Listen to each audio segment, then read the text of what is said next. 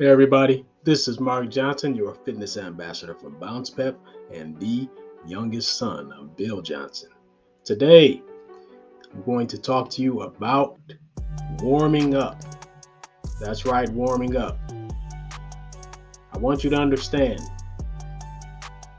when you don't warm up, you are increasing the risk of injury, and injury can and will keep you out of the gym. It will prevent you from working out for long stretches. So you want to prevent injury. And one of the simplest ways to do that is by warming up before you get started with your real workout. Now, warming up, first and foremost for me, is about doing some stretches in the beginning just to make sure that my joints are loose and that I'm lithe and limber and that I can stretch things that I need to stretch without causing a problem once I start putting on some heavy weight, some heavy resistance in my workout. So I encourage you to do some warm-ups before you get into the meat and potatoes of your workout, because this is going to lubricate your joints. It is going to loosen you up. It's going to pump some blood into the areas that you're going to be working out.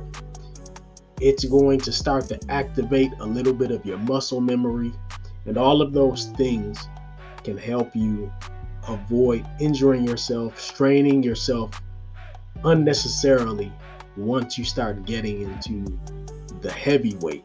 Okay, typically when I go to work out, what I'm going to do is start with some stretches of my back. So I'll bend over, I'll bend back some, I'll do some twists.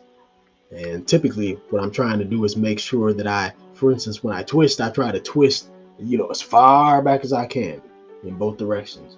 And when I bend over, I try to bend down as low to the ground as I can, to make sure that I really stretch out my back and get everything nice and loose and lit. Same thing goes for legs. I'll warm up my legs, just do some squats, just body weight squats. That's enough. That'll get your legs warmed up. I'll do some other stretches with my legs, and then I also do some stretches with my arms and my shoulders and my chest. So um, depending on the muscle group that you're going to be working out that day, you'll want to maybe focus your warm up on that muscle group. So if I'm doing a chest day, then I'll do some warm ups that engage my chest specifically. Or if I'm doing arm day, I'll do some warm ups that engage my arms specifically. So you can also use the same strategy, but the main overriding theme is that you need to warm up before you get into your workout. Okay. So one of the great tools that's available to you to use for warming up, which you can obtain if you go to bouncepep.com, we have a set of resistance ropes. And resistance ropes are great because they're extremely versatile. You can do dozens of exercises, warm-ups and actual exercises, using nothing more than a set of resistance ropes. I have one rope here. You can see that this is a 9 kilogram rope, which is 20 pounds. The ones that we have at Bounce Pep come in a set of 5, so you can actually attach more than one rope to the handles, and that allows you to stack the resistance and really up the level of difficulty and the challenge. So it just depends. If you're not doing anything other than warm-ups, of course you don't need to attach a bunch of ropes to the handles. You can just attach one and just do some warm-ups and get lubricated and ready for your real workout. But when you do want to get into your real workout, you can in fact use resistance ropes. I have gone traveling and I have been in situations where I did not have ready access to a gym or a facility where I could, they had workout equipment. But I did have my resistance ropes, and that allowed me to get in a pretty respectable workout. It allowed me to get a nice pump, and I was very glad to have taken the resistance ropes because they allowed me to just keep up with my exercise regimen. So I would highly recommend that you get some resistance ropes as well, because they will come in handy and you will appreciate them. Now, that said, let me move on beyond kind of the pre-workout warm-up, because there's another facet of warming up that's also very important.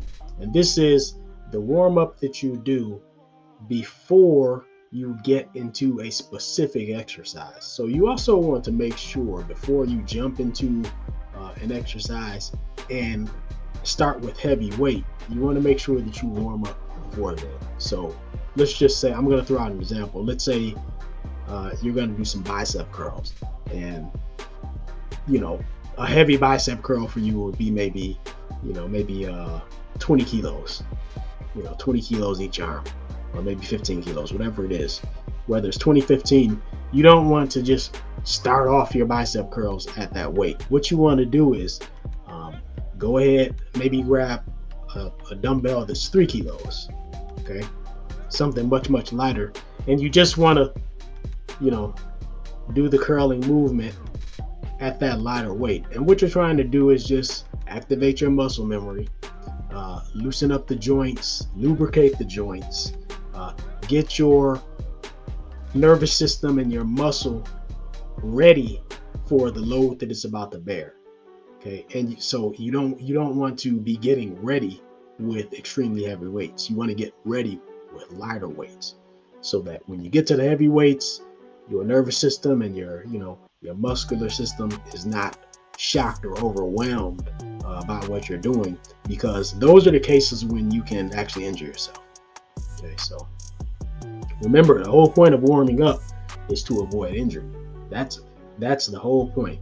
So if you're going to do bench press, for instance, make sure that you lay down flat on the bench. Just grab the bar. You don't need to put any weight, any plates or anything on the bar. Just grab the bar and actually go ahead, do 5-10 reps. Just like that, no weight on the bar, and just practice the movement. Lubricate the joints that you need to lubricate. Get a little blood flowing, to that area. Now, once you do that, that allows you to then start adding weight and start really getting into the full workout, and to do it safely so that you don't injure yourself, because again, an injury can and will take you out of the gym for a long period of time. And even if it doesn't take you out of the gym, the problem with getting injured is it limits the type of exercises you can do. So you'll find yourself going in and not really being able to do what you want to do, because you've got this injury that prevents it. So whatever you need to do to prevent injuries, do it. Make sure that you warm up, okay?